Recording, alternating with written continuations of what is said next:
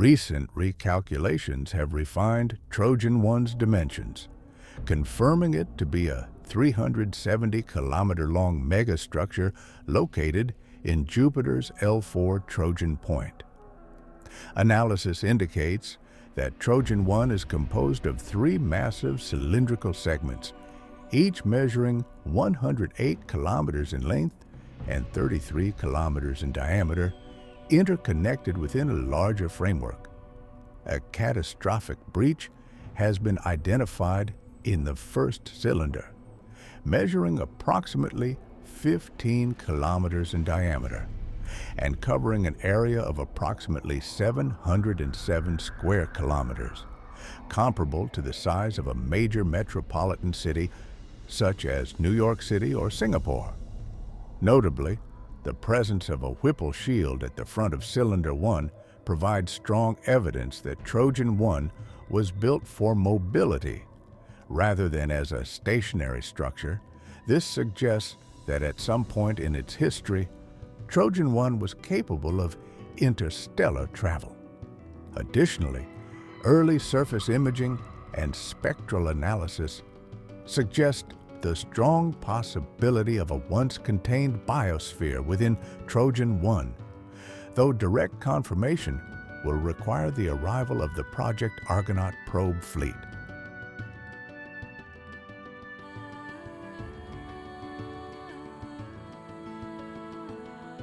Three interconnected cylindrical segments, likely constructed in modular design, suggesting Trojan 1 was built for long-term habitation or transport. Shell thickness of 1.5 to 3.0 kilometers, indicating advanced radiation shielding and the potential existence of buried infrastructure. Whipple Shield positioned at the leading edge of Cylinder 1, reinforcing the theory that Trojan 1 was not a static construct, but a vessel built for movement.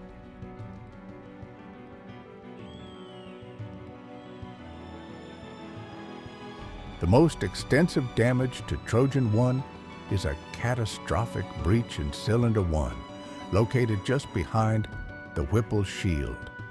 Key observations. The breach measures 15 kilometers in diameter, with an estimated surface area of approximately 707 square kilometers, large enough to expose significant portions of the interior. The distribution of ice formations around the breach suggests that at the time of exposure, liquid water was present within the cylinder. Upon exposure to vacuum, water would have rapidly evaporated and then recondensed as ice, forming a snowfall pattern across the hull. Preliminary interior scans reveal a partially visible landmass, suggesting the cylinder once housed a contained biosphere. The breach appears to have resulted from gradual depressurization rather than a single explosive event, indicating either slow structural failure or controlled sabotage. Unanswered questions. Was the breach the result of an external impact, or was it caused internally? How long ago did the exposure event occur?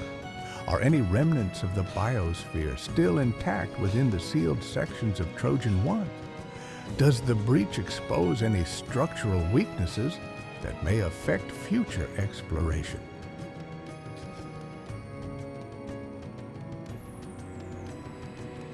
Trojan 1 was a mobile vessel using nuclear pulse propulsion.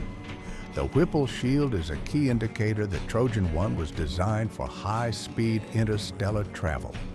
Unlike stationary habitats, mobile structures require micrometeoroid protection, strongly implying Trojan 1 was once capable of movement and possibly arrived in the solar system from elsewhere. Shield-like structures at the stern may have acted as shock absorbers for nuclear detonations, a feature consistent with nuclear pulse propulsion. Project Orion concept.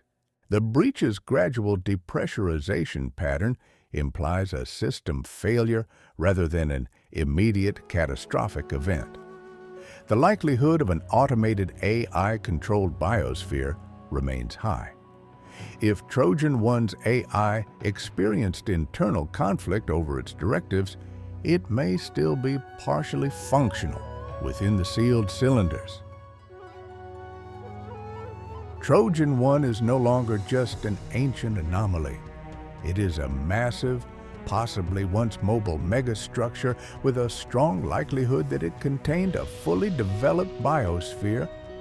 Its 3-cylinder design and Whipple Shield confirm it was built for movement. New evidence of nuclear pulse propulsion suggests it was a long-range interstellar vessel. AI status remains unknown. As Project Argonaut begins, humanity will take its first steps into an artificial world older than recorded history.